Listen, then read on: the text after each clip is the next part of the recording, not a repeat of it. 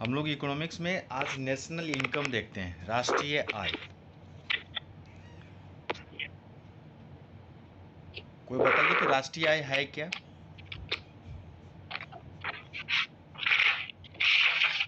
राष्ट्रीय आय सर एक साल के अंदर जो अपने देश के अंदर ही जो उत्पादन होता है। सही है। विष्णु जी बोलिए कुछ।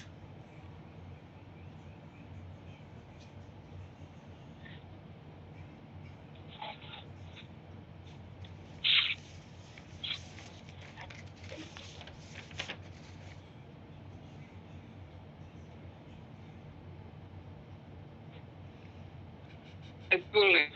हम्म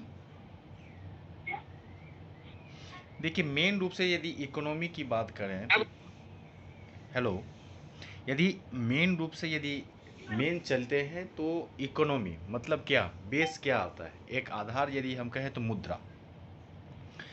इकोनॉमिक में ही हम पढ़ते क्या है, जो इकोनॉमिक एक्टिविटीज़ है, मतलब जो आर्थिक क्रियाएं हैं। आर्थिक क्रिया का मतलब क्या, मतलब प्रोडक्शन। यानी प्रोडक्शन में क्या, दो चीज़। एक चीज़ क्या, गुड्स, दूसरा क्या, सर्विसेज। यानी किसी वस्तु और सेवाओं का जो प्रोडक्शन होता है, यानी जो भी चीज़ें हैं वो इर्द गिर्द यहीं घूमेंगे। तो कोई भी राष्ट्र है, जो प्रोडक्शन होगा वो साल का ही काउंट करेंगे। तो हमारे जो इकोनॉमिक जो साल होता है, वो साल होता है एक वित्तीय वर्ष जिसको हम कहते हैं। और एक वित्तीय वर्ष का मतलब क्या होता है कि 1 अप्रैल से लेके 31 मार्च। तो पहला चीज़ ये रखेंगे कि जो वित्तीय वर्ष होता है वो 1 अप्रैल से लेके 31 मार्च। जो हम प्रोडक्शन की बात करें, जो हम उत्पादन की बात करेंगे, वो उत्पादन और प्रोडक्शन की जो बात करेंगे, जो प्रोडक्शन की जो बात करेंगे, जो दो चीज़ पे करेंगे। एक करेंगे हम गुड्स पे, दूसरा करेंगे सर्विस पे। अब आते हैं नेशनल इनकम। यानी एक राष्ट्र है, चाहे वो इंडिया हो या कोई भी राष्ट्र हो, एक वित्तीय वर्ष में जो आर्थिक क्रियाएं के फलस्वरूप, आर्थिक क्रिया जो प्रोडक्शन होता है, उसके बाद जो अंतिम वस्तुएं या सेवा का जो मौद्रिक मूल्य का जो योग होता है, उसी को मेन रूप से हम कहते हैं कि वो राष्ट्रीय इनकम होता है। राष्ट्रीय इनकम में दोनों चीज़ आ जाता है। एक घरेलू सीमा जो डोमेस्टिक कहते हैं, उसको आगे और विस्तृत बताएंगे। और जो एक राजनीतिक सीमा भी कह सकते हैं, क्योंकि जो भारत का जो भौगोलिक सीमा है, और एक भौगोलिक सीमा को यदि हम देखें तो जो आपका भौगोलिक सीमा है या समुद्री सीमा को लेके, दूसरी बात यदि हम आप देखेंगे कि दूतावास है किसी भी राज्य, किसी भी देश में, वहाँ की जो गतिविधियाँ हैं वो सब भी एक राजनीतिक सीमा के अंतर्गत ही आता है। तो मेन रूप से जब जीडीपी ये सब पढ़ेंगे और विस्तृत करेंगे, तो मेन रूप से जो राष्ट्रीय आय है वह जो है एक मुद्रा के रूप में मापा जाता है। दूसरी चीज़ है, राष्ट्रीय आय में जो है जो पुरानी वस्तुएं हैं उनकी जो मूल्य है उनको शामिल नहीं किया जाता है। दूसरी बात, जो घरेलू सेवाएं हैं, जैसे आप घर में कपड़ा धो रहे हैं, खाना बना रहे हैं, या कोई भी कार्य कर रहे हैं जो घरेलू काम है, उसको राष्ट्रीय आय से बाहर रखा जाता है। जो वित्तीय परिसंपत्तियां हैं, जो वित्तीय परिसंपत्तियां मतलब जो अंश पत्र है, जो ऋण पत्र है, ये सभी का जो क्रय विक्रय होता है, जो खरीद बिक्री होती है, उसे भी राष्ट्रीय आय से बाहर रखा जाता है। और क्योंकि ऐसी जो क्रियाएं हैं, जो भी ये आपकी वित्तीय परिसंपत्तियां हैं, जो आप अंशपत्र कहें या ऋण के लिए रूप पत्र कहें, तो वो सभी चीज़ें जो है इनकी क्रिया जो चालू उत्पादन में कोई वृद्धि जो है नहीं होता है, जिस कारण से क्या होता है, इसे हम नेशनल इनकम में शामिल नहीं करते हैं। नेक्स्ट ये भी पॉइंट आप रखिए कि जो हस्तांतरित भुगतान है, जैसे आपका पेंशन हुआ, इजाफा हुआ, जैसे आपका भत्ता कोई है, वो सबको भी जो है सम्मिलित नहीं किया जाता है। तब यहाँ से एक मेन चीज़ आता है कि जो नेशनल इनकम है, नेशनल इनकम से एक्चुअली पूछा क्या जाता है। तो देखिए, यदि पीसीएस के संदर्भ में देखें तो वहाँ पूछा जाता है कि निम्नलिखित में से किन्हें राष्ट्रीय आय के गणना में प्रयोग नहीं किया जाता है। तो जो पॉइंट हम बताए हैं इसको याद रखिएगा। जो हस्तांतरित भुगतान है, जैसे आपका पेंशन, इजाफा, भत्ता भत्ता, ये सब जो है इसे शामिल नहीं किया जाता है। दूसरा पॉइंट आप याद रखिएगा, जो घरेलू सेवाएं हैं, जैसे आप खाना बनाना, कपड़ा धोना, ये सब जो भी है वो सभी ये कार्य को जो है नेशनल इनकम में शामिल नहीं किया जाता है। आप याद रखिएगा, जो वित्तीय परिसंपत्तियां हैं, जैसे अंश पत्र हुआ, ऋण पत्र हुआ, ये सभी चीज़ को भी राष्ट्रीय आय के गणना में शामिल नहीं किया जाता है। यहाँ तो कोई दिक्कत?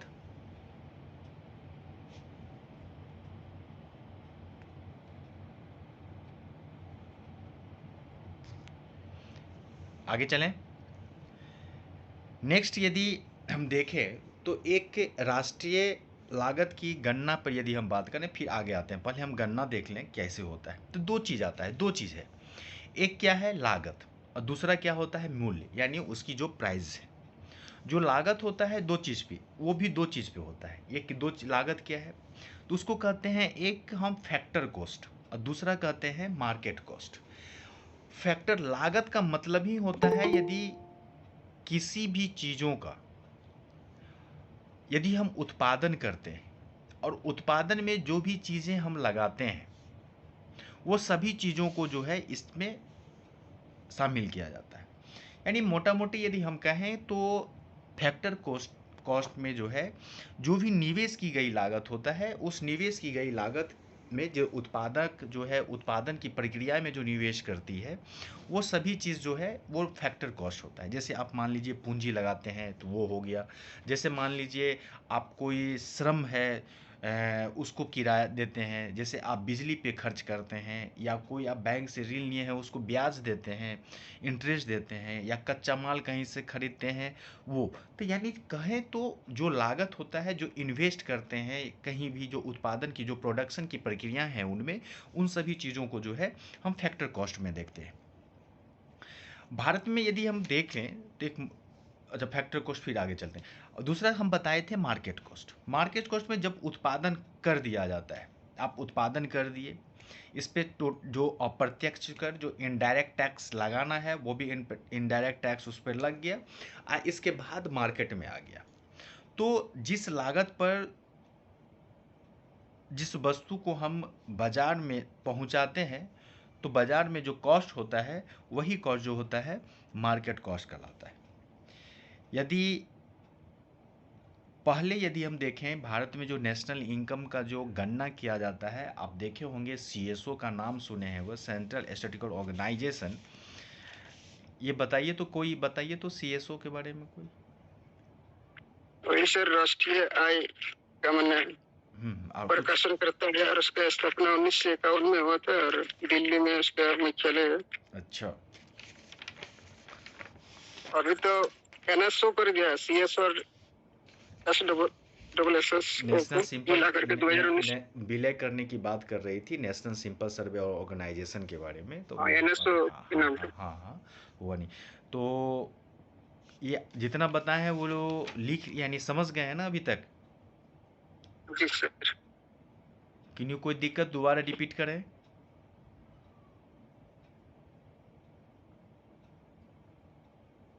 चलिए नेक्स्ट। तो यदि हम देखें कि गणना जो किया जाता था पहले, यदि सरकार के लिए देखें तो पहले लागत पे, फैक्टर कॉस्ट पे ही उसकी गणना की जाती थी। लेकिन आधिकारिक तौर पे कुछ कुछ जगहों पे या निजी जो संस्थाएं थी, जो निजी क्षेत्र के थे, वो फैक्टर कॉस्ट पे भी करते थे और मार्केट कॉस्ट पे, दोनों पे भी कर लिया करते थे। लेकिन जनवरी 2015 से जो केंद्रीय सांख्यिकी की जो ऑर्गेनाइजेशन है, कार्यालय है या संगठन है, वो राष्ट्रीय आय की जो गणना है मार्केट कॉस्ट पर करना का स्टार्ट कर दिया है। यहाँ पे एक चीज़ याद रखिएगा, आगे काम देगा, क्वेश्चन भी पूछा जाता है कि जो फैक्टर कॉस्ट है, जो सरकार को जो हम भुगतान करते हैं टैक्स, उस भुगतान जो टैक्स हम करते हैं सरकार को, उसको हम शामिल फैक्टर कॉस्ट में नहीं करते हैं। लेकिन जब मार्केट कॉस्ट में हम जाते हैं तो मार्केट कॉस्ट में इस चीज़ को हम जोड़ते हैं। यदि कोई अनुदान है, यदि सब्सिडी है, तो उसको हम क्या करते हैं, ये फैक्टर कॉस्ट में उसको शामिल कर लेते हैं। जब हम मार्केट में जाते हैं तो उसको हम क्या करते हैं, उसको घटा देते हैं। इतना याद रखिएगा। फैक्टर कॉस्ट में क्या करते हैं कि जो सरकार का को हम जो टैक्स देते हैं उसको शामिल करते हैं। फैक्टर कॉस्ट में क्या शामिल करते हैं, नहीं करते हैं। फैक्टर कॉस्ट में नहीं करते हैं। मार्केट में क्या करते हैं, करते हैं। इसमें क्या करते हैं, सब्सिडी को हम शामिल करते हैं फैक्टर कॉस्ट में, और वही मार्केट में क्या करते हैं, घटा देते हैं। ये दोनों समझ गए, मार्केट कॉस्ट और फैक्टर कॉस्ट, लागत समझ गए। फिर से सर एक बार देखिए, सर रिपीट कीजिए ना एक बार। हाँ रिपीट कर रहे हैं। देखिए, नेशनल इनकम को जब हम इसको मापना स्टार्ट करते हैं तो दो चीज़ पर, दो चीज़ को हम देखें। दो श्रेणी में है, एक होता है लागत और एक होता है मूल्य। लागत को फिर हम दो चीज़ में बांटते हैं, फैक्टर कॉस्ट जिसको हम कहते हैं कारक लागत, और दूसरा जो आता है वो आता है बाजार लागत, इसको कहते हैं मार्केट कॉस्ट। फैक्टर कॉस्ट का मतलब होता है यदि कोई उत्पादक उत्पादन की क्रिया में जो इन्वेस्ट करता है, चाहे वो पूंजी के रूप में, चाहे वो आपका श्रम के रूप में, चाहे वो ऋण के इंटरेस्ट के रूप में, चाहे वो बिजली पे, तो यानी मतलब उत्पादन की प्रक्रिया में जो इन्वेस्ट करता है वो सभी जो आते हैं वो सभी इन्वेस्ट फैक्टर कॉस्ट में होता है।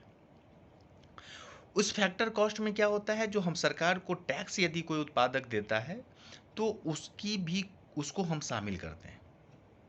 लेकिन यदि सरकार कोई अनुदान देता है, सरकार से कोई हम सब्सिडी लेते हैं, तो उसको हम क्या करते हैं, शामिल करते हैं, और टैक्स को शामिल नहीं करते हैं फैक्टर कॉस्ट में। और ठीक उसके उल्टा हो जाता है जब मार्केट कॉस्ट में जाते हैं, जब उपभोक्ता के पास पहुंचता है सामान टैक्स ये सब देने के बाद, तो वहाँ पे क्या होता है कि टैक्स को हम शामिल नहीं करते हैं क्योंकि वो शुरू में ही शामिल कर दिया गया है, और वहाँ पे क्या करते हैं, सब्सिडी को हम यहाँ माइनस कर देते हैं। ये मार्केट कॉस्ट में, समझे। लागत में हम लागत में क्या करते हैं, जो इन्वेस्ट करते हैं, और मार्केट कॉस्ट में क्या करते हैं, जो सामान बनता है और टैक्स ये सब देने के बाद जो कॉस्ट बनता है और वहां पे आता है, तो वो बाजार मूल्य कहलाता है, नाम से ही। फैक्टर कॉस्ट में क्या होता है, जो सरकार के को जो भुगतान किया जाता है उस टैक्स को शामिल फैक्टर कॉस्ट में नहीं करते हैं। लेकिन जो सरकार से अनुदान या सब्सिडी लेते हैं तो उसको हम शामिल करते हैं। ठीक इसके विपरीत जो मार्केट कॉस्ट है उसमें क्या होता है, क्योंकि वहाँ टैक्स दिया जाता है तो वहाँ टैक्स को हम शामिल करते हैं मार्केट कॉस्ट में, कर को, और अनुदान और पहले ही हम इसको शामिल किए रहते हैं फैक्टर कॉस्ट में ही, इसलिए बाजार में जो है उसको फिर क्या करते हैं, शामिल नहीं करते हैं, जोड़ते नहीं हैं, इसलिए वहाँ पे क्या करते हैं, उस प्राइस में से माइनस घटा देते हैं। अब यहाँ पे आता है प्राइस यानी मूल्य। मूल्य दो चीज़ पे होता है, आप देखते होंगे, एक जब इकोनॉमिक्स के डाटा को पढ़ते होंगे तो वहाँ पे दो चीज़ आता है, अस्थिर मूल्य और दूसरा आता है चालू मूल्य, या आता होगा वर्तमान मूल्य। दो चीज़, अस्थाई मूल्य जो कांस्टेंट रहता है, और चालू मूल्य। देखिए, यदि दोनों का अंतर यदि हम देखें तो बस एक ही अंतर है, मुद्रास्फीति, इन्फ्लेशन पे ही सब कुछ किया जाता है। यदि अस्थाई मूल्य को ही मौद्रिक आय भी कहा जाता है, चालू मूल्य को जो करंट प्राइस रहता है, जो वर्तमान प्राइस जहाँ पर लिखा रहता है। अस्थाई मूल्य को मुद्रास्फीति का एक आधार मान लिया जाता है, उस आधार पे ही वहाँ पे काउंट कर लिया जाता है, यानी जो मुद्रास्फीति से पहले की जो गणना की थी। तो वहाँ पे क्या हुआ, 2004 और 5, पहले 2004 और 5 के आधार पे इसकी गणना की जाती थी। लेकिन जनवरी में क्या हुआ, 30 जनवरी 2015 से जो आधार वर्ष है वो हमारे राष्ट्रीय आय का वो है 2011-12। क्वेश्चन बहुत इंपॉर्टेंट है, खूब पूछता है, तो याद रखिएगा। यदि बेस ईयर पूछे, आधार वर्ष पूछे, तो याद रखिएगा 2011-12। अब यहाँ पे 11-12 इसके लिए क्या हुआ था, यदि लिखना हो तो लिख लीजिएगा। एक समिति बनाई गई थी, प्रणव सेन कमेटी। एक कमेटी का नाम है प्रणव सेन कमेटी। उस कमेटी के संस्तुति के आधार पर ही जो आधार वर्ष था 2004 से 5, उसे चेंज करके 2015 में 30 जनवरी 2015 को उसका आधार वर्ष 2011-12 कर दिया। यहाँ से दो क्वेश्चन कि एक किस कमेटी के संस्तुति पे, तो प्रणव सेन कमेटी के संस्तुति पे। दूसरा क्वेश्चन पूछता है कि क्या आधार वर्ष है, तो 2011-12। तो पूरा क्वेश्चन बोलिए ना, किस तरह पूछेगा ये क्वेश्चन इस तरह पूछेगा कि वर्तमान में जो जीडीपी की गणना की जाए, राष्ट्रीय आय की गणना की जाती है, उसका आधार वर्ष क्या है।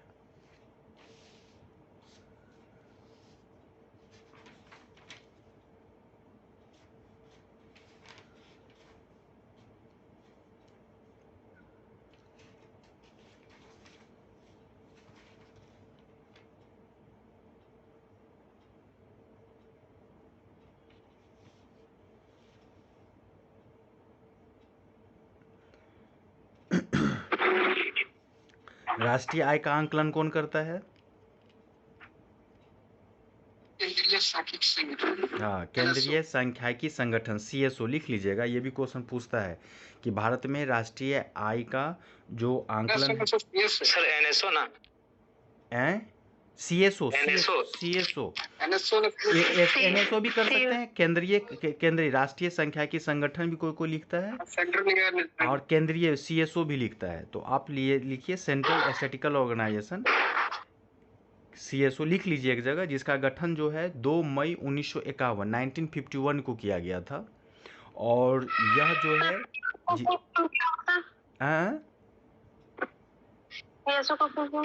सेंट्रल स्टैटिस्टिकल ऑर्गेनाइजेशन, केंद्रीय सांख्यिकी संगठन। कहीं कहीं आपको लिखा रहता है केंद्रीय सांख्यिकी कार्यालय भी। केंद्रीय सांख्यिकीय संगठन, सेंट्रल केंद्रीय सांख्यिकीय संगठन, जिसकी स्थापना 2 मई 1951 में हुआ था।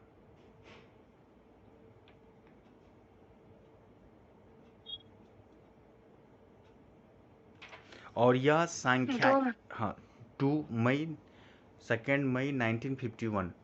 और इसमें एक लाइन और ये पूछ सकता है कि किस मंत्रालय के अंतर्गत काम करती है, तो लिखिए यह नहीं, लिखिए सांख्यिकी एवं कार्यक्रम क्रियान्वयन मंत्रालय के अंतर्गत कार्य करती है। सांख्यिकी एवं कार्यक्रम क्रियान्वयन मंत्रालय के अंतर्गत कार्य करती है। सर उद्योग मंत्रालय भी लिख रखा है। अब उद्योग मंत्रालय नहीं देगा तो क्या करेंगे? सांख्यिकी को लगाएंगे, सांख्यिकी एवं कार्यक्रम क्रियान्वयन मंत्रालय। एक्चुअली इसका पहले जो नाम था ना, ये नाम था CSI, सेंट्रल स्टैटिस्टिकल इंस्टीट्यूशन, केंद्रीय सांख्यिकी संस्थान। लेकिन 1954 में इसका नाम चेंज करके कर दिया CSO, सेंट्रल स्टैटिस्टिकल ऑर्गेनाइजेशन। तो हो सकता है पूछ दे कब परिवर्तन या पहले क्या नाम था, तो ये इसलिए मैंने बता दिया इसको आपको। क्या नाम था सर, फिर से बोले ना। इसका पहले नाम था CSI, सेंट्रल स्टैटिस्टिकल इंस्टीट्यूट, यानी केंद्रीय सांख्यिकी संस्थान। सर NSSO क्या है फिर? तो नेशनल सिंपल सर्वे ऑर्गेनाइजेशन। जब हम उधर चलेंगे ना बेरोजगारी ये सब पे, तो हम आपको ये पूरा बता देंगे। प्लानिंग कमीशन में भी जाएंगे तो NSO ये सब पूरा बता देंगे कैसे काम करता सरकार की क्या नीति है। ओके, ठीक है।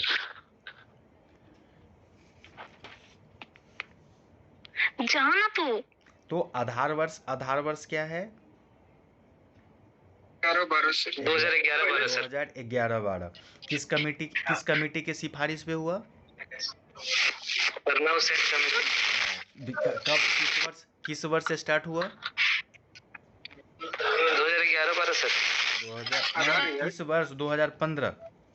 2015। हाँ अच्छा, स्टार्ट 2015 से हुआ ना? हाँ 30 जनवरी 2015 है। अब यहाँ से स्टार्ट करते हैं मेन जीडीपी। अब यहाँ से जो शब्द आता है जीडीपी, जी का मतलब होता है ग्रॉस, डी का मतलब होता है डोमेस्टिक, और तीसरा आता है जी का मतलब? जी मतलब ग्रॉस, डी का मतलब जी मतलब ग्रॉस, डी का मतलब हो गया डोमेस्टिक, और पी मतलब हो गया प्रोडक्ट। ग्रॉस को हम हिंदी में कहते हैं सकल। उत्पाद। और डोमेस्टिक को कहते हैं घरेलू, और प्रोडक्ट का मतलब उत्पाद। हमने पहले ही आपको कहा था कि जहाँ पे उत्पाद शब्द होगा, उत्पादन का मतलब दो चीज, क्या? एक सेवा, एक वस्तु। जो उत्पादन होगा वो 1 साल में होगा, मतलब वो वित्तीय वर्ष होगा। वित्तीय वर्ष मतलब 1 अप्रैल से के लेके 31 मार्च, 1 फिनेंशियल ईयर। तीसरा चीज देखते हैं ग्रॉस का मतलब है टोटल। ग्रॉस को हम टोटल कहते हैं। अब यहाँ पे आता है घरेलू। यदि जीडीपी में हम देखें तो घरेलू का मतलब जो देश का समस्त जो राजनीतिक सीमा है, राजनीतिक सीमा मतलब जो आप समुद्री सीमा जो आपका है, वह भी एक सीमा के अंतर्गत आता है। यदि मान लीजिए कि हिंद महासागर में आप जाएंगे, मछुआरा जाएगा नौका से, और वो वहाँ पे मछली ये सब का उत्पादन करेगा, तो वो जलीय सीमा है ना, तो वो भी एक घरेलू सीमा में आता है। मान लीजिए कि आप इंडिया से कहाँ गई? ब्रिटेन।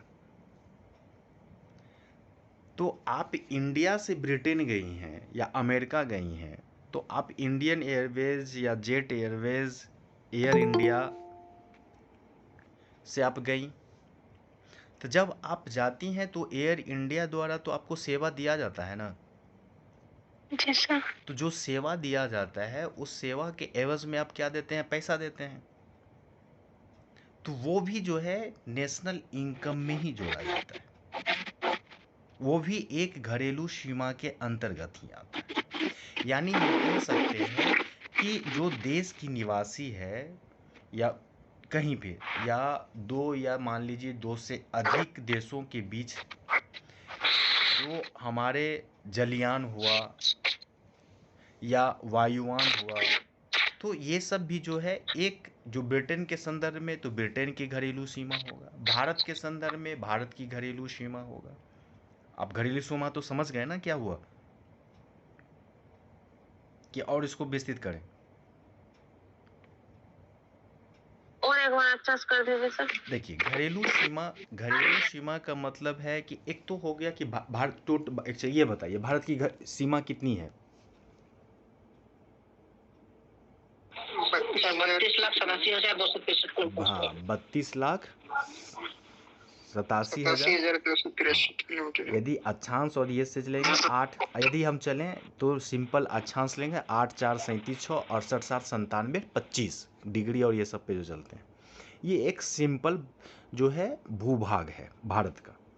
जब हम समुद्री सीमा जो टोटल कितना है? 8,000 शायद कितना है? 7,000 समथिंग। बोलिए ठीक से, बोलिए 7516 हाँ 7516 अब दोनों को, जब हम दोनों को जोड़ेंगे, ज्योग्राफी में और विस्तृत बताएंगे कि जलीय सीमा क्या है, राजनीतिक सीमा क्या है।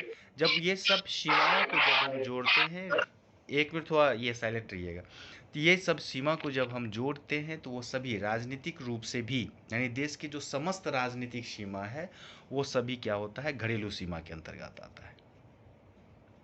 चाहे आपका मान लीजिए ब्रिटेन हुआ, अमेरिका में दूतावास तो है, अमेरिकी भारतीय दूतावास मान लीजिए कनाडा में है, अमेरिका में है, जापान में है, तो वहाँ तो भारत की जो सेवाएं हैं उसका तो उत्पादन किया जाता है ना, किया नहीं जाता है? तो वो भी जो सीमाएं हैं, जो दूतावास है, वो भी एक घरेलू सीमा के अंतर्गत ही आता है। क्लियर हुआ कि नहीं हुआ?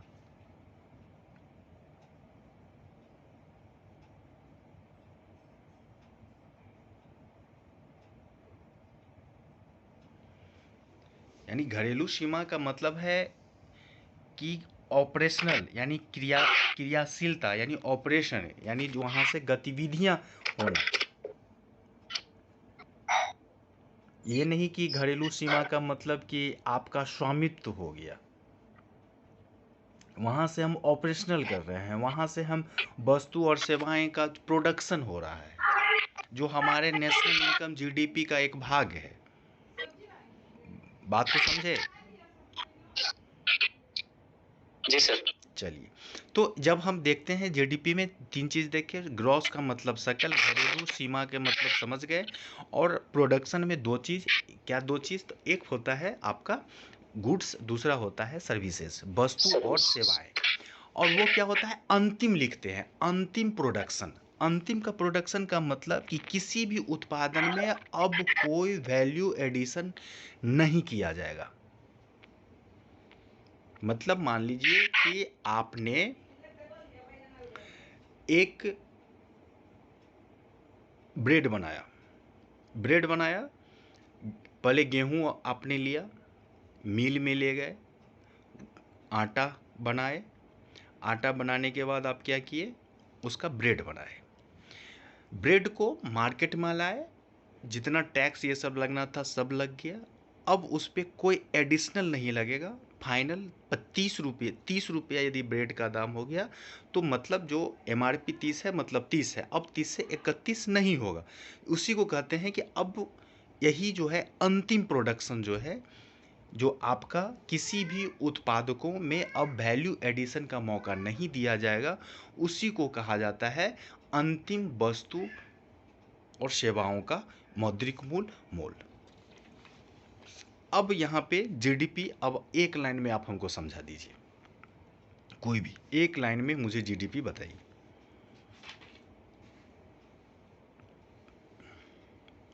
सर इंडिया, भारत में जितना भी टोटल प्रोडक्शन होता है वही मेरा जीडीपी है, उसका मूल्य जो होता है उसका जीडीपी कहलाता है।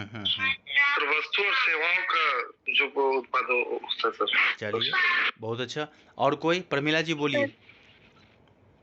भारतीय सीमा के अंदर घरेलू वस्तुओं का उत्पादन आगे कुछ नहीं, पता, शब्द को पकड़ना है और बोल देना है। जो हम बोले हैं कि ग्रॉस ये, घरेलू ये, और ये, बस तीनों चीज को बोल दीजिए, हो गया जीडीपी। उत्पादन और प्रोडक्शन ही जीडीपी कहलाता है। बहुत अच्छा। भारत।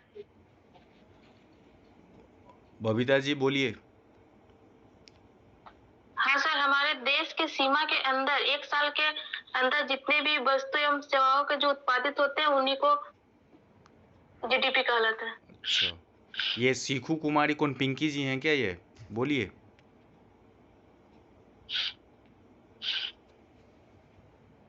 बोलिए, जीडीपी बोलिए।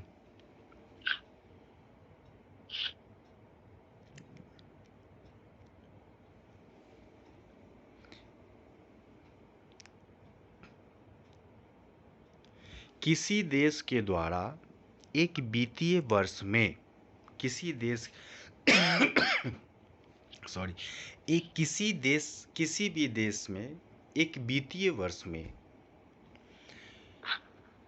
फाइनल घरेलू सीमा के अंतर्गत देश के नागरिक या विदेश के नागरिक, यहाँ क्योंकि घरेलू सीमा में दोनों होगा, यहाँ डिफाइन नहीं किया गया है, तो जो देश के हैं वो भी और जो अनिवासी हैं वो भी, जो फाइनल गुड्स एंड सर्विसेज का जो प्रोडक्शन करते हैं उसी के वैल्यू को हम कहते हैं जीडीपी। कोई दिक्कत?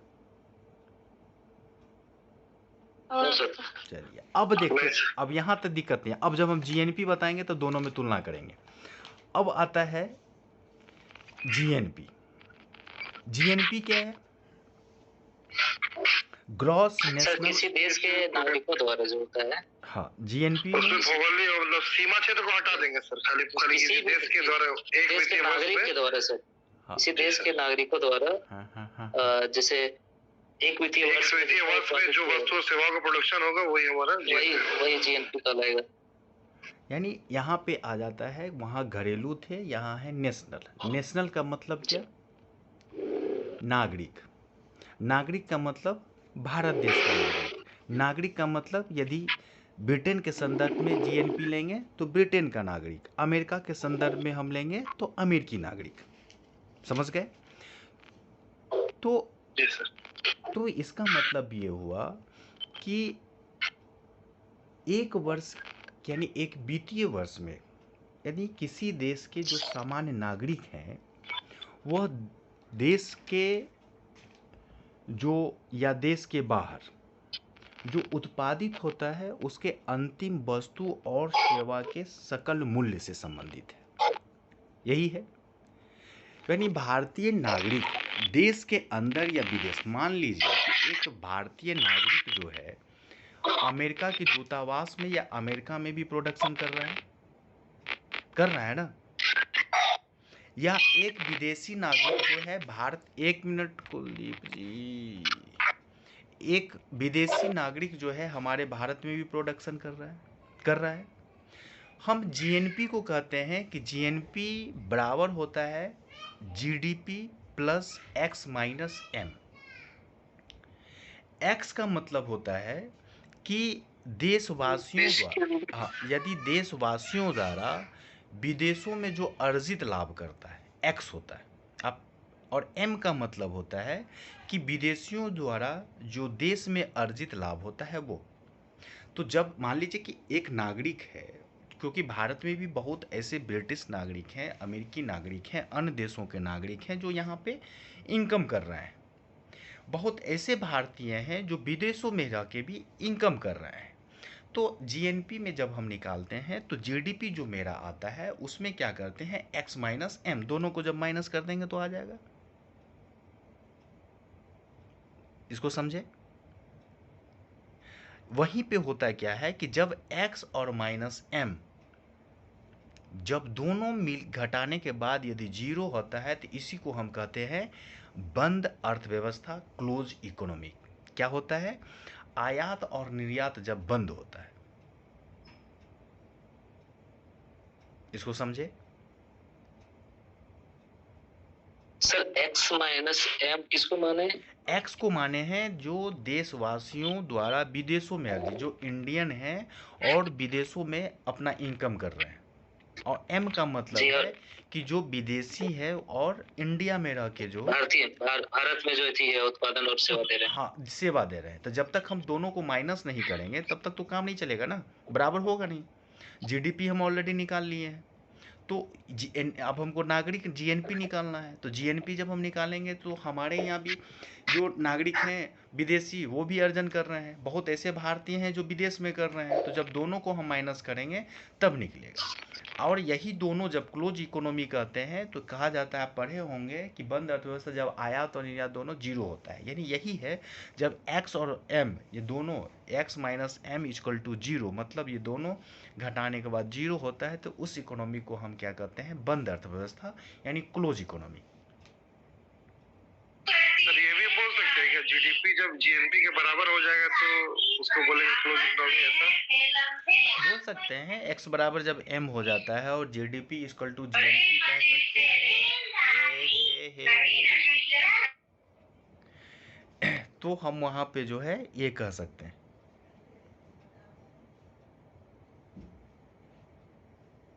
जी सर। चले, अब यहाँ पे एक सीधा और आपके शब्द में आता होगा, फिर हम वहाँ पे एनएनपी चलेंगे।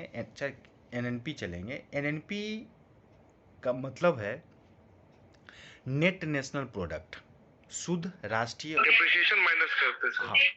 अब एनएनपी का है क्या, नेट नेशनल प्रोडक्ट। अब हम जीडीपी में क्या किए, जीएनपी में जीडीपी को कर दिए थे। अब मेरा जीएनपी निकल गया है, मतलब एनएनपी में क्या कर, एनएनपी इक्वल टू हो जाएगा जीएनपी माइनस डिप्रिसिएशन, यानी डिप्रिसिएशन का मतलब होता है मूल्यह्रास। मूल्यह्रास का मतलब उसके मूल्य में कमी।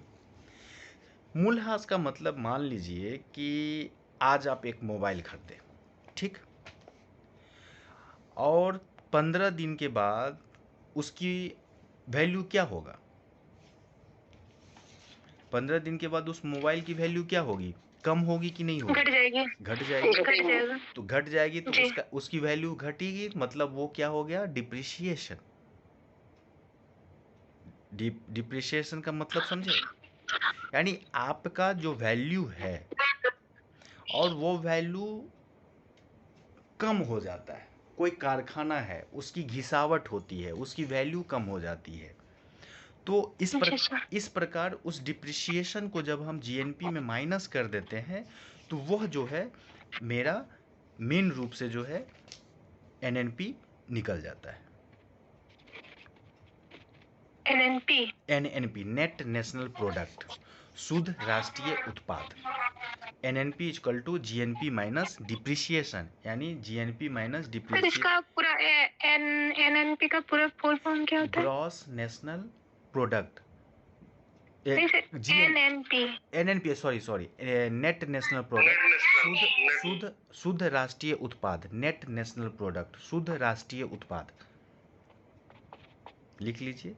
और एनएनपी सूत्र पूछता है इसलिए ये भी लिख लीजिए, NNP equal to GNP minus depreciation. Depreciation के बगल में आप लिख लीजिए मूल्यह्रास।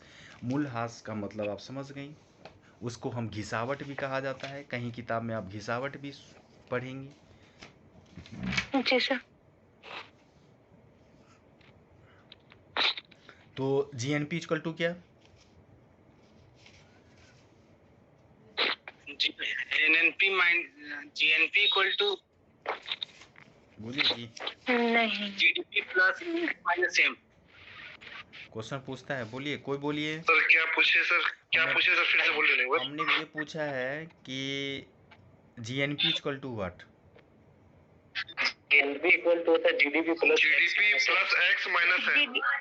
GDP plus X minus M equal to GNP equal to GNP. जी सर। तो ये एनएनपी प्लस डिप्रिसिएशन बोलेंगे तो जीएनपी होगा सर। या हम एक बंद कीजिएगा, हम एक फार्मूला बोल रहे हैं।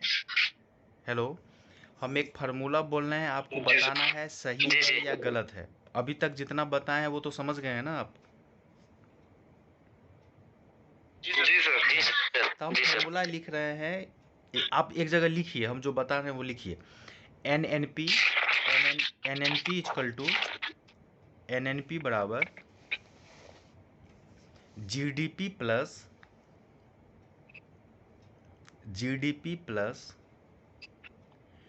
विदेशों से होने वाली आय। सर एनएनपी बराबर जीडीपी प्लस जी विदेशों से होने वाली आय, विदेशों से होने वाली आय माइनस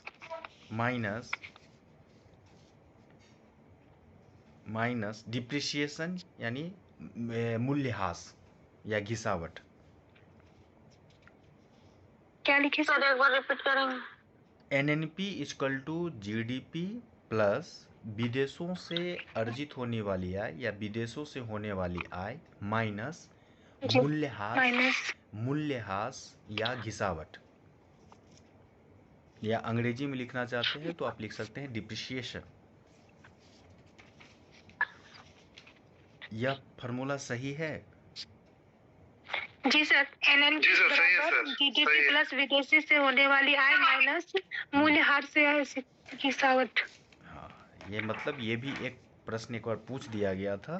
तो यहाँ पे जीएनपी जो है, जीएनपी को क्या किया गया, जीएनपी में हम क्या बताए थे कि GDP plus x minus m यही जी इसी को यहाँ पे क्या किया गया है, लिख दिया गया कि जीडीपी प्लस विदेशों से जो अर्जित आई है। अब बीच में एक नया शब्द आप लोग जो देखे होंगे GVA लिखता होगा, ग्रॉस वैल्यू एडेड, जिसको कहा जाता है सकल मूल्य वर्धन। अब ये सकल एक्चुअली जीडीपी और जीवीए में दोनों में बेसिक अंतर सिर्फ एक है। जीवीए जो होता है वो आपका जो सप्लायर है उसके फेवर में है, और जीडीपी जो है वो कंज्यूमर के फेवर में है। जीवीए जो है वो बेसिक जो प्राइस है उस पे है, कुल कीमत, और जीडीपी है कि वो जो कंज्यूमर्स हैं वो कितने मूल्य पे खरीदता है, यानी मार्केट प्राइस। तो जीवीए जो है किसी भी क्षेत्र या उद्योग या अर्थव्यवस्था या व्यावसायिक क्षेत्र में जो उत्पादित माल या सेवा है उसका मूल्यों का माप किया जाता है। कोई भी क्षेत्र है, उस क्षेत्र का प्रोडक्शन, उस क्षेत्र का डेवलपमेंट, उस क्षेत्र में कितना विकास हुआ, उस उद्योग या अर्थव्यवस्था क्षेत्र में कितना विकास हुआ, वो सभी चीज़ें हम जीवीए में ही देखते हैं। मोटा मोटी समझ गए जीवीए? यदि उसका यदि परिभाषा लिखना चाहते हैं तो एक लिख लीजिए, एक जगह पहले परिभाषा लिख लीजिए। लिखने से जी सर, जीवीआई का नाम। हाँ, जीवीए, जिसका हिंदी होता है सकल मूल्य, जीवीए जिसका मूल्य होता है सकल मूल्य वर्धन, ग्रॉस वैल्यू एडेड।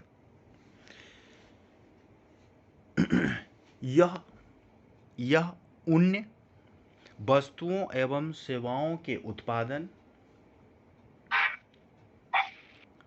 यह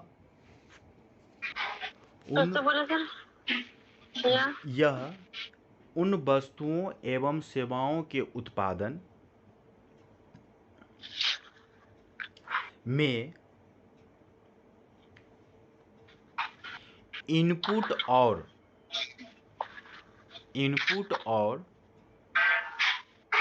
उत्पादन में गए इनपुट और कच्चे माल के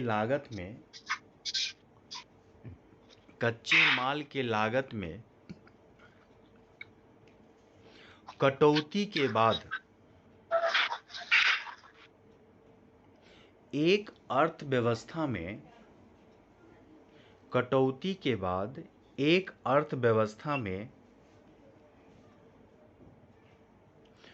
उत्पादित वस्तुएं एवं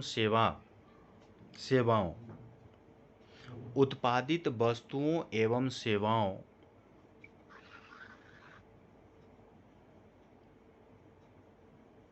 की मात्रा के लिए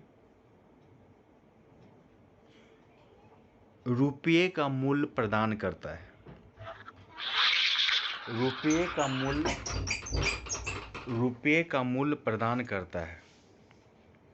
यह उन वस्तुओं और सेवाओं के उत्पादन में गए इनपुट और कच्चे माल के लागत में कटौती के बाद एक अर्थव्यवस्था में उत्पादित वस्तुओं और सेवाओं के लिए रुपये का मूल्य प्रदान करता है। इसलिए हम कह सकते हैं कि GVA equal to output minus input. मतलब आउटपुट का मतलब होता है निर्गत करना, और इनपुट का मतलब यहाँ है आगत, जो आता है। फॉर्मूला क्या बोले sir? GVA equal to output. Sir कटौती के बाद क्या बोले सर? कटौती के बाद एक अर्थव्यवस्था में उत्पादित वस्तुओं और सेवाओं के मात्रा के लिए उत्पादित वस्तुओं और सेवाओं के मात्रा के लिए रुपये का मूल्य प्रदान करता है। GVA equal to output minus input. हम कह सकते हैं जीवीए इक्वल टू आउटपुट का मतलब निर्गत और इनपुट का मतलब आगत।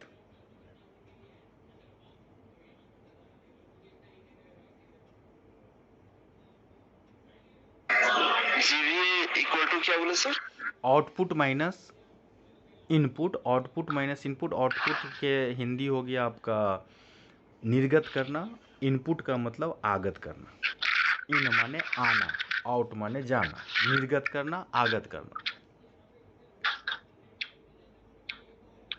इसी में एक लाइन और लिख लीजिए कि यह क्षेत्र विशिष्ट चित्र भी देता है।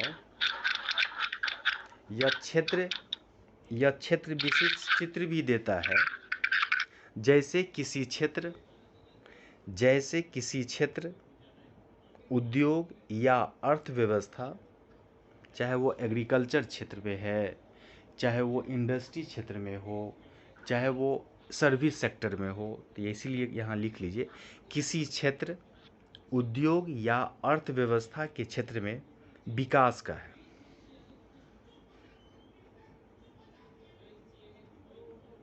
अब ये उदाहरण हम एक देंगे तो उससे और आप क्लियर हो जाएंगे। चलिए गेहूं आटा का ही उदाहरण लेते हैं।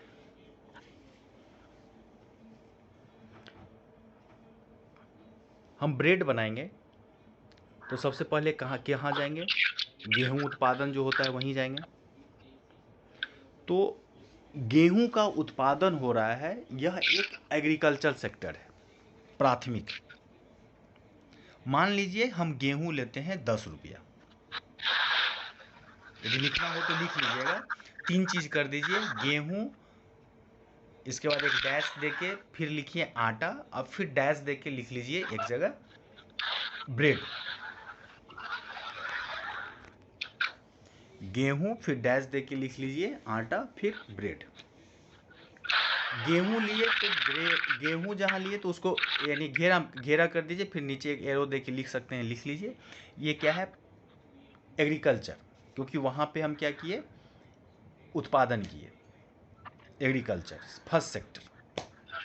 और गेहूं कितना में हम लिए? 10 रुपया। ठीक।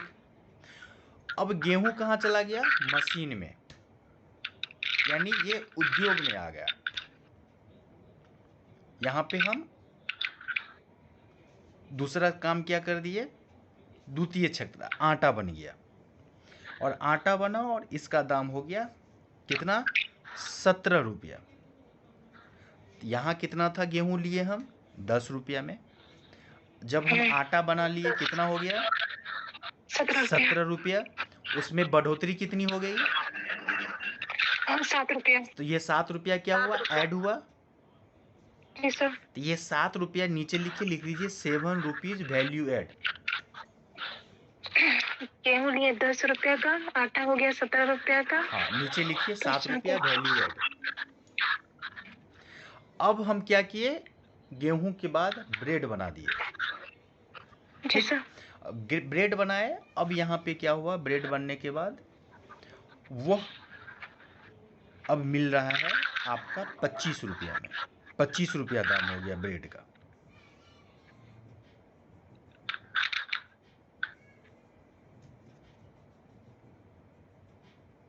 ₹25। कितने का बढ़ोतरी हुआ? 15 रुपया। पहले 10 था, फिर 17 हो गया और फिर 25 हो गया। तो कितना? 8 रुपया का। 8 रुपया का क्या हो गया? 8 रुपया का क्या हो गया? वैल्यू हो गया। अब देखिए, अब सिंपल सा चीज है, नीचे लिखिए बेसिक। हम शुरू में ही बताए थे कि जो जीवीए है वो क्या होता है? बेसिक प्राइस होता है। बेसिक प्राइस कितना है? 25 रुपया। 25 रुपया है ना? उस 25 रुपया में क्या क्या है? 10 रुपया, 17 रुपया, और 8 रुपया, जो 8 रुपया बढ़ा, वैल्यू यही है ना। 10 रुपया शुरू में था जी और जी बाकी जो 7 रुपया बढ़ा वो, और फिर 8 रुपया भी, यानी जो वैल्यू बढ़ गया वो क्या हो गया, value added. Total value added का टोटल कितना आ गया, 25 रुपया। ये हो गया जीवीए। अब यहाँ पे आता है कि जीवीए में जो फैक्टर कॉस्ट था, फैक्टर कॉस्ट में हम क्या बताए थे अभी, फैक्टर कॉस्ट में क्या क्या बताए थे, कोई बताइए। GPI equal in output minus input. नहीं, फैक्टर कॉस्ट शुरू में फैक्टर कॉस्ट, फैक्टर कॉस्ट में जितना इन्वेस्ट करते हैं उसी में काउंट किया जाता है। बिल्कुल, हाँ। अब लागत, फैक्टर कॉस्ट में क्या है, लागत जो हम इन्वेस्ट करते हैं, बिजली का उत्पादन, जो हमें बैंक से जो लोन लेते हैं उसको जो हम इंटरेस्ट देते हैं वो, ये सभी सारी चीज़ें को हम फैक्टर कॉस्ट में ही डालते हैं। तो यहाँ पे फैक्टर कॉस्ट जो आपका टोटल जो प्रोडक्शन में लगा ब्रेड बनाने में वो सब ठीक, प्लस जो ट्रैक प्रोडक्शन होता है, यहाँ लिख दिए एफसी। एफसी का मतलब हो गया फैक्टर कॉस्ट, इसका मतलब हो गया लागत। तो लागत plus net tax production, tax production का मतलब क्या हुआ, नेट प्रोडक्शन टैक्स का मतलब क्या हुआ, नेट प्रोडक्शन टैक्स। इसमें क्या बताए थे कि जो टैक्स होता है फैक्टर कॉस्ट में क्या होता है, शामिल नहीं होता है, लेकिन सब्सिडी को हम क्या करते हैं, शामिल करते हैं। फैक्टर कॉस्ट में यही करते हैं ना। हाँ सर। हाँ जी सर, बिल्कुल। तो यहाँ हम क्या करते हैं कि सब टैक्स जो होगा उसमें लिखेंगे tax minus subsidy, factor cost. अब यहाँ अब देखिए, हम यदि फार्मूला पे चलें तो मेरा फार्मूला शुरू में मैंने फार्मूला क्या लिखा, GVA equal to output minus input, यही लिखे हैं। जी सर। जीवीए मेरा टोटल कितना आया, 25 रुपया। 25। आउटपुट कितना हुआ, 10 रुपया, 17 रुपया हैं। हाँ सर, 8 रुपये और प्लस हुआ था। हाँ, और इनपुट मेरा गया टोटल 17 रुपया, ये 10 रुपया और 17 रुपया। यानी हम यह कहें कि जो मैन्युफैक्चरिंग हुआ वो कितना में हुआ, 25 रुपया पे, 25 रुपया पे हुआ ना मैन्युफैक्चरिंग। हाँ सर। अब यहाँ पे टैक्स जुड़ा, जीएसटी जुड़ा 5 रुपया, 5 रुपया जीएसटी जाएगा ना। जो जीएसटी और प्लस जो प्रोडक्शन था दोनों मिला के कितना हो गया, 30 रुपया, जिसको हम कहते हैं एमआरपी। यही जो 25 रुपया है ना, इसी 30 रुपया जो हो गया वो हो गया क्या, जो कंज्यूमर के पास जाता है वो जीडीपी हो गया, और जो 25 रुपया था वो क्या हो गया, जीवीए, यानी ग्रॉस वैल्यू एडेड। अब दोनों में अंतर साथ समझे कि नहीं समझे, ये बताइए।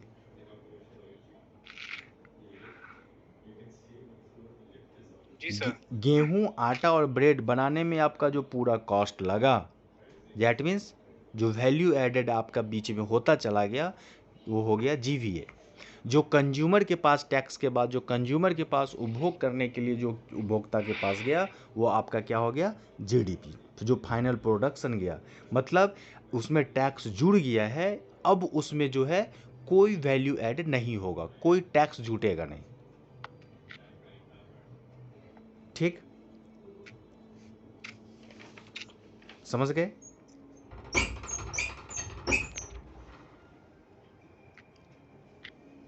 इतना समझे। जैसे तो दुकानदार इस सब को क्या फायदा होता होगा। दुकानदार को क्या फायदा होता है, दुकानदार को बहुत फायदा होता है। इस तरह तो डायरेक्ट जो टैक्सेस हैं वहाँ पे जब आप देखेंगे तो सिस्टम में आ जाता है। मान लीजिए एमआरपी यदि वहाँ लिखा हुआ है तो उन लोगों को तो टैक्स कम देना पड़ता है ना, उन लोगों को तो कम लगेगा, वो तो ज़्यादा लिखा ही जाता है। ये मान लीजिए कि 10 रुपया आटा है तो वो तो ज़्यादा करके लिखेगा ही। तो फाइनल आते आते आपके पास कंज्यूमर, मेरे पास आते आते वो तो बढ़ेगा ही। अब यहाँ से हम लोग नेशनल इनकम का मोटा मोटी यही प्रश्न, यही इतना ही बेसिक चीज़ें हैं। यहाँ से जो प्रश्न पूछे जाते हैं वो 4-5 प्रश्न पूछे जाते हैं, उस पर डिस्कस कर लें। सर जी जी। वो क्या वो होलसेलर में जो मार्क प्राइस जो लिखा हुआ रहता है उससे कम में देता है, तो वो कैसे देता है? वो MRP लिखा रहता है, उस पर ये देता है तो छूट देता है। वो सबका प्रोडक्शन अलग छूट मिलता है तो वो अलग देता है, उसका कुछ होगा। लेकिन जो MRP लिखा रहता है वो उससे तो कम ही है। रेट रखता है सर, वो मार्केट प्राइस बढ़ा करके रेट रखता है, उसके बाद नहीं, वो ऐसे दुकान में लीजिएगा तो कम देगा, या होलसेलर में जाइएगा तो वो नहीं ज्यादा लेता है दुकान वाला। वो दुख लेता है ज़्यादा है, उसका कुछ अपना होगा, उसका जो प्रोडक्शन है ये है। होलसेलर वाला तो फिक्स रहता है। अब यहाँ पे है कि यदि हम देखें कि GDP में जो GVA है उसमें जो सबसे ज़्यादा योगदान है वो किसका है, किस सेक्टर का? सब हम बताए थे कल कि 3 सेक्टर में, प्राथमिक सेक्टर, उद्योग, तृतीयक क्षेत्र सबसे ज्यादा बोला ना। यदि इससे पहले एक मिनट, इससे पहले हम लोग एक बार देख लें कि जो विकास दर है, जो राष्ट्रीय आय था, वो सबसे ज़्यादा अभी वर्तमान के परिप्रेक्ष्य में यदि हम देखें 2022 और 23 में जो विकास दर देखें, भारत का जो सकल राष्ट्रीय आय देखें वो है 7%। यदि हम 2018-19 की बात करें तो उस समय यानी कोविड से पहले की बात करें तो 2018-19 में जो विकास दर था वो 6.1% था। वहीं जब हम देखते हैं कि 2019 और 20 में 4% आ गया। कोविड के टाइम 2020 और 21 में माइनस पे चला गया, वो है -6.6%। एकमात्र देश चाइना ही था जो पॉजिटिव में था। 2021 और 22 में जो विकास दर था वो था 8.7%, और 22 और 23 में जो विकास दर है जबकि वहीं से कोरोना था। कोरोना कैसे कोरोना पॉजिटिव में चले गए थे, वहीं से कोरोना है। कोरोना 2020-21 में जो माइनस में था ना, -6.6%, और वर्तमान 2022-23 में है 7%। दो मूल्य पे हमेशा रहता है, एक अस्थिर मूल्य पे दिया जाता है, एक चालू मूल्य पे देता है। तो 3 क्षेत्र को यदि हम देखें, प्राथमिक क्षेत्र में है कृषि, वन और मत्स्य, जो प्रमेय रूप से, उसमें यदि देखें 2022-23 में तो 15% के आसपास था। और यदि चालू मूल्य पे देखते हैं, वो डाटा हम आपको दे देंगे, 18.1% पे था। यदि उद्योग क्षेत्र की हम बात करें तो वो 30% था, और वही चालू मूल्य 2022-23 में जो था वो था 28.5% था उद्योग क्षेत्र में। और या इसके बाद आता है सेवा क्षेत्र में। उद्योग क्षेत्र में ही आपका आ जाएगा विनिर्माण, निर्माण, आपका आ जाएगा गैस, आपका आ जाएगा विद्युत, जलापूर्ति, ये सब सेकेंड सेक्टर में ही आ जाता है। थर्ड सेक्टर जो है वो आपका सेवा क्षेत्र है, और उसमें 55%, और जो चालू मूल्य पे है वो है 53.5%। ये 53.5% दोनों में है। सेवा में डाटा दे दीजिएगा सर, अभी नहीं हम डाटा लिख के दे देंगे, हम बोल दिए डाटा लिख के दे देंगे, शेयर कर देंगे। तो इस प्रकार सबसे ज़्यादा जो है किस सेक्टर में सबसे ज़्यादा योगदान है? तीसरी सेक्टर। इसके बाद कौन सा सेक्टर? दूसरा सेक्टर। और सर्विस सेक्टर में, हाँ सर्विस सेक्टर, दूसरा उद्योग सेक्टर, और तीसरा कौन है आपका? कृषि सेक्टर। यहाँ से प्रश्न पूछे जाते हैं, यहाँ से प्रश्न पूछे जाते हैं। निम्नलिखित में से एक क्वेश्चन है आपका कि निम्नलिखित में से भारत के घरेलू उत्पाद में सर्वाधिक अंशदान कौन करता है? कृषि, विनिर्माण उद्योग, सर्विस सेक्टर, विद्युत और सेवाएं, सेवा सेक्टर। अब यहाँ से दूसरे प्रकार के भी प्रश्न पूछे जाते हैं। कैसे? निम्नलिखित भारत के घरेलू उत्पाद में निम्नलिखित अंश को क्रम में सजाएं। दे देगा आपका सेवा, उद्योग और दे देगा कृषि। तब कैसे मारेंगे? सबसे पहले किसको मारेंगे? सेवा, इसके बाद मारेंगे उद्योग, इसके बाद आपका द्वितीय क्षेत्र, उसके कृषि क्षेत्र। अब ये तो सिंपल था, तो बांट दीजिएगा। मान लीजिए कि अब उसमें क्या करेगा, थोड़ा अंदर जाके ट्विस्ट कर देगा। अब देगा निम्नलिखित को घरेलू उत्पाद में हिस्सेदार अंश के हिसाब से क्रम में सजाएं। दे देगा आपको खनन, दे देगा निर्माण, और आपको दे देगा विनिर्माण। तब क्या करेंगे? तो वहाँ पे डाटा का काम करेगा सबसे, समझ गए? तो ये इस प्रकार के भी प्रश्न पूछे जा सकते हैं, इसलिए हमने आपको बताया कि इस प्रकार के प्रश्न को भी थोड़ा देख लिया कीजिएगा। निर्माण और निर्माण, ये सॉरी, खनन, उत्खनन, वो सब का डाटा के साथ हम जो है पूरा कल दे देंगे। और निर्माण और विनिर्माण दोनों उद्योग क्षेत्र में आ जाना था। हाँ, उद्योग में ही है। सेवा में जैसे आपका आ जाएगा जो रक्षा सेवाएं हैं, पेंशनर है, रियल एस्टेट है, उस सभी भी, यानी वो पीसीएस में, जेपीएससी और आईएएस यूपीएस में इस तरह पूछा जाता है। लेकिन आपसे यदि क्वेश्चन टफ करेगा तो सिर्फ इतना ही, ये सेकंड। जैसे आप भी तो हमको सेवा ही दे रहे हैं ना सर, तो आप भी तो सेवा सेक्टर में आएंगे। बिल्कुल, हम आपको सेवा दे रहे हैं, मतलब सर्विस सेक्टर है। सेवा सेक्टर में यही है कि आपको प्रोडक्ट नहीं मिला, आप जो पैसा दिए आप संतुष्ट हो गए, आप कोई वस्तु उठा के नहीं ले गए। आप मान लीजिए कि हवाई यात्रा कर रहे हैं तो आप संतुष्ट हो गए कि हाँ, मुझे जो है रांची से देवघर चलेगा, ठीक है, इंडिगो से। आप इंडिगो से संतुष्ट हो गए क्योंकि इंडिगो आपको सेवा दिया, उसके सेवा से आप संतुष्ट हो गए। इसका मतलब ये नहीं कि इंडिगो आप लेके वस्तु आपको लेके नहीं जाएंगे। तो यही होता है सेवा, समझ गए?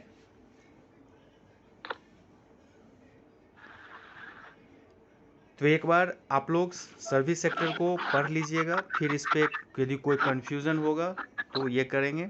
कल जो है आप लोग जो 275 क्वेश्चन है जो सेट दिए हैं उसका आंसर डाल दीजिएगा। फिर इसका आंसर फिर हम शेयर कर देंगे। और इसका डॉक्टर मेडिसिन देता हो, डॉक्टर जो मेडिसिन देता हो वो भी सभी सेक्टर है। यदि डॉक्टर मेडिसिन नहीं देता, वो लिखता है। यदि हम मेडिसिन के दुकान पे देते हैं तो वो फिर अलग है, वो भी वस्तु देता है हमको, उसको हम पैसा देते हैं तो सर्विस देता है वो हमको, तो दोनों आ गया। ठीक है। हाँ, लेकिन मेडिसिन वाला तो फिर वो तो दुकान है ना, कोई वस्तु हम लेते हैं उसको।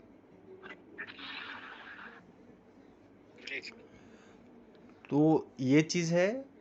कल सभी लोग दे देंगे आंसर 275 क्वेश्चन का। देखिए ये ग्रुप में ये बबीता और सिर्फ इनका आया हुआ है, पिंकी जो है वो दी हुई है। बाकी आप सभी लोग कल दे दीजिएगा। कल क्लास हम नहीं लेंगे, कल आप लोग ये दे दीजिएगा। और एक बार रिवीजन कल पॉलिटी का कर लीजिएगा। पॉलिटी का टेस्ट है ना, कल हम क्वेश्चन बनाए नहीं है, यदि बन जाएगा तो हम ले लेंगे।